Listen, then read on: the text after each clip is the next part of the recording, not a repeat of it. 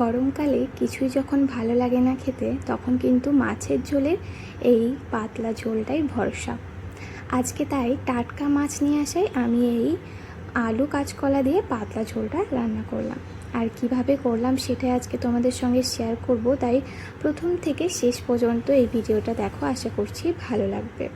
তো প্রথমে আমি মাছগুলো ভালো করে ধুয়ে বেছে লবণ আর হলুদ দিয়ে মাখিয়ে ভাজতে বসিয়ে দিলাম। মাছগুলো ভাজা হতে হতে আমি এই ফাঁকে আলু, কাঁচকলা আর টমেটো কেটে নিয়েছি। আর মশলার মধ্যে আমি নিয়েছি আদা, কাঁচা লঙ্কা আর গোটা ধনে, গোটা জিরে। আর এদিকে জানলায় দেখো পাখি এসে ডাক দিচ্ছে। তো যাই হোক, মশলাটাকে আমি পেস্ট করে নিলাম।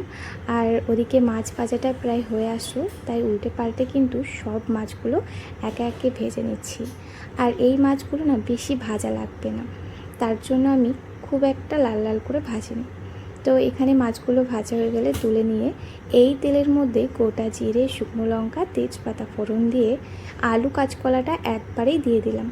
এটা আলাদা করেও তোমরা ভেজে নিতে পারো, তো আমি এভাবে একবারেই ভেজে নিলাম। আর এই আলু কাঁচকলা ভাজার সময় সামান্য একটু লবণ অ্যাড করেছিলাম। আর তারপর কিছুক্ষণ ভেজে নিয়ে টমেটো কুচি অ্যাড করেছি, একটু ঢাকা দিয়ে আরও কিছুক্ষণ ভেজে নিয়েছি। তারপর পেস্ট করা মশলাটা দিয়ে স্বাদ মতো লবণ আর পরিমাণ মতো হলুদ দিয়ে খুব ভালো করে মশলার সাথে আলু কাঁচকলাটা কষিয়ে নিয়েছি। তারপর কিন্তু তেল ছেড়ে আসলে অ্যাড করেছি কাঁচা লঙ্কা চেরা।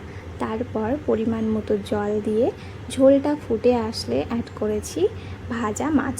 তারপর বেশ কিছুক্ষণ ধরে ফুটিয়ে নিয়ে একদম শেষে ভাজা জিরে গুঁড়ো অ্যাড করেছি।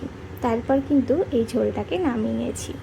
তোমরা এভাবে গরমকালে অবশ্যই ট্রাই করতেই পারো, আর খেতে কিন্তু দারুণ হয়। আমার তো গরমকাল মানে এরকম আলু কাঁচকলা দিয়ে পাতলা ঝোল, যেটা গরম ভাতের সাথে খেতে কিন্তু দারুণ লাগে।